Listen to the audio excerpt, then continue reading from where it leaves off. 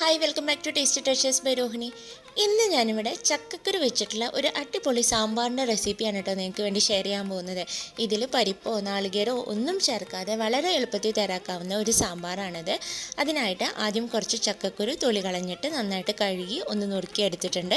ഇത് കുറച്ച് വെള്ളം ചേർത്തിട്ട് നമുക്കിതൊന്ന് വേവിച്ചെടുക്കണം. അപ്പോൾ ഒരുപാട് വെള്ളത്തിൻ്റെ ഒന്നും ആവശ്യമില്ല, ഈ ഒരു പാകത്തിൽ മതി. എന്നിട്ടൊന്ന് അടച്ച് വെച്ചിട്ട് വേവിച്ചെടുക്കാം. അപ്പോൾ ഇതാ ചക്കക്കുരു അത്യാവശ്യം നന്നായിട്ട് തന്നെ വെന്ത് വന്നിട്ടുണ്ട്. ഈ വേവിച്ചെടുത്തിരിക്കുന്ന ചക്കക്കുരുന്ന് ഒരു 1/4 ഭാഗം എടുത്തിട്ട് ഇതൊന്ന് നന്നായിട്ട് ചതച്ചെടുക്കണം കേട്ടോ. മിക്സിയിലിട്ടിട്ട് ഒന്ന് ക്രഷ് ചെയ്തെടുത്താലും മതി.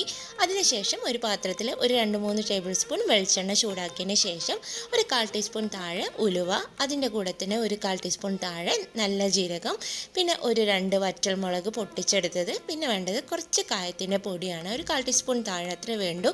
എന്നിട്ട് ഇതൊന്ന് ചൂടാക്കി എടുക്കണം.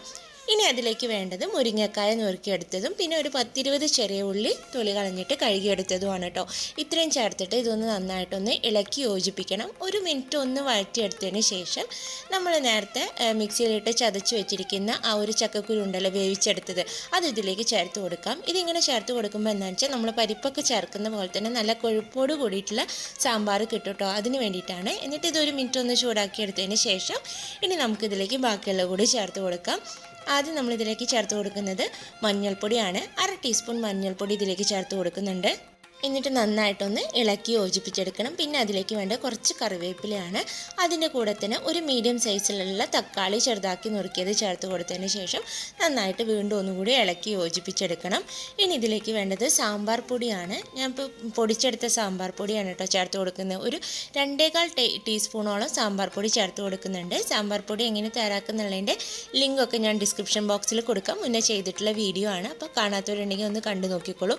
എന്നിട്ട് സാമ്പാർ പൊടി 1 മിനിറ്റ് ഒന്ന് നന്നായിട്ട് ചൂടാക്കി എടുത്തതിന് ശേഷം പിന്നീട് ഇതിലേക്ക് ഒരു ചെറിയ നെല്ലിക്ക വലുപ്പത്തിലുള്ള പുളി പിഴിഞ്ഞത് കൂടി ഇതിലേക്ക് ചേർത്ത് കൊടുത്തിട്ട് നന്നായിട്ടൊന്ന് ഇളക്കി യോജിപ്പിക്കാം. ഇനി ഇതിലേക്ക് വേവിക്കാൻ ആവശ്യമായിട്ടുള്ള വെള്ളം കൂടി മാത്രം മതി.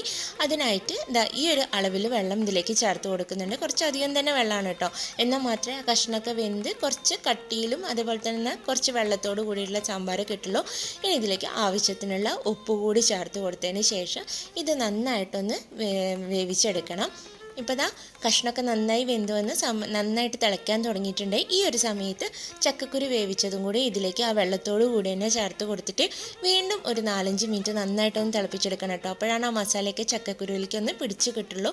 പിന്നെ നമ്മൾ ഉപ്പൊന്നും ചേർക്കാതെ വേവിച്ചെടുത്ത ചക്കക്കുരുവാണ്. അപ്പോൾ അതാ കഷ്ണമൊക്കെ നന്നായി വെന്ത് എല്ലാം മിക്സായി വന്നിട്ടുണ്ട്. ഈ ഒരു പാകത്തിലാവുന്ന സമയത്ത് നമുക്ക് ഫ്ലെയിം ഓഫ് ചെയ്യാം. ഫ്ലെയിം ഓഫ് ചെയ്യുന്നതിന് തൊട്ട് മുമ്പായിട്ട് കുറച്ച് മല്ലിയില കട്ട് ചെയ്തെടുത്തത് ഇതിലേക്ക് ചേർത്ത് കൊടുക്കുന്നുണ്ട്.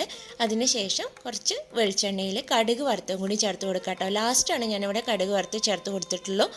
വറ്റൽമുളക് മുന്നേ ചേർത്തുകൊണ്ട് പിന്നെ ഞാൻ ചേർത്തിട്ടില്ല, ഒരുപാട് എരിവാവണ്ടെന്ന് വെച്ചിട്ട്. അപ്പോൾ എല്ലാവരും ഒന്ന് ട്രൈ ചെയ്ത് നോക്കൂ. നമ്മളെ ടേസ്റ്റി ആയിട്ടുള്ള ചക്കക്കുരു സാമ്പാർ ഇവിടെ റെഡി ആയിട്ടുണ്ട്. ചെയ്ത് നോക്കിയിട്ട് നിങ്ങളുടെ കമൻസൊക്കെ ഒന്ന് അറിയിക്കണം. അതേപോലെ തന്നെ വീഡിയോ ഇഷ്ടമായി ലൈക്ക് ചെയ്യാനും ചാനൽ സബ്സ്ക്രൈബ് ചെയ്യാനും മറക്കരുത്.